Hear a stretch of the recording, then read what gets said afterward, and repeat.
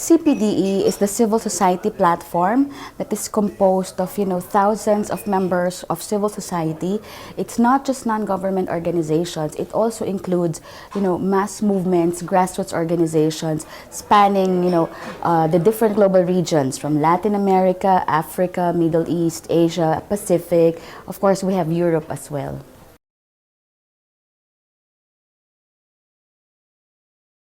Well, inclusiveness is such a buzzword nowadays. And for us, inclusiveness fundamentally means a lot of people are being excluded.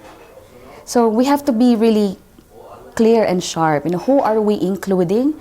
Who have we excluded? And what is this inclusion for? What purpose does this inclusion serve? Because for us, all these discussions about having multi-stakeholder partnerships and coming together in one table to discuss, that's all good. But we have to realize fundamentally that despite being multi-stakeholder, this partnership is one of unequals. So a civil society person sitting on the same table as a government, we can be partners. But of course, a government has more, some are more equal than the others.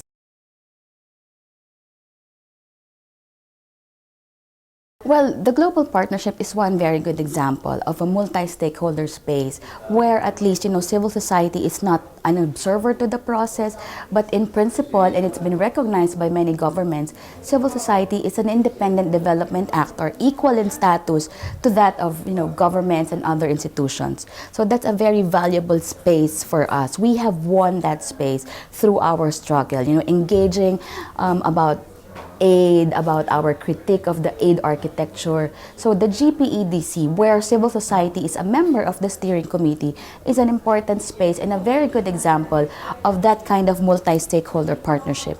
But of course, as I said, we have it tongue-in-cheek because while we are there, we feel that, we are not fully really there.